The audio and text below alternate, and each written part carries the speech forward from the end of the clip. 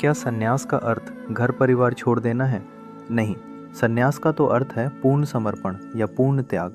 लेकिन यह त्याग किसी वस्तु या संसार का नहीं, बल्कि अहंकार, आसक्ति, मोह, लोभ और मैं की भावना का त्याग है। अक्सर लोग सोचते हैं कि संन्यास का मतलब संसार से भाग जाना है, लेकिन संसार से भागना संन्यास नहीं है। यदि मन में इच्छाएं जीवित हैं, तो व्यक्ति हिमालय में रहकर भी संसार में ही है, और यदि मन इच्छाओं से मुक्त है तो व्यक्ति बीच बाजार में रहकर भी सन्यासी हो सकता है। सन्यास स्थान बदलने का नाम नहीं है, सन्यास चेतना बदलने का नाम है। अपने आप को परम सत्य के चरणों में पूर्णतः समर्पित कर देना ही सच्चा सन्यास है। जब व्यक्ति यह अनुभव कर लेता है कि मैं कर्ता नहीं हूँ, मैं मालिक नहीं हूँ, मैं केवल एक माध्यम हूँ, तब उसके भीतर सन्यास का जन्म होता है। फिर जीवन बोझ नहीं रह जाता, सब कुछ सहज होने लगता है। सन्यास का सार त्याग नहीं, समर्पण है, और समर्पण का सार है अहंकार का विसर्जन।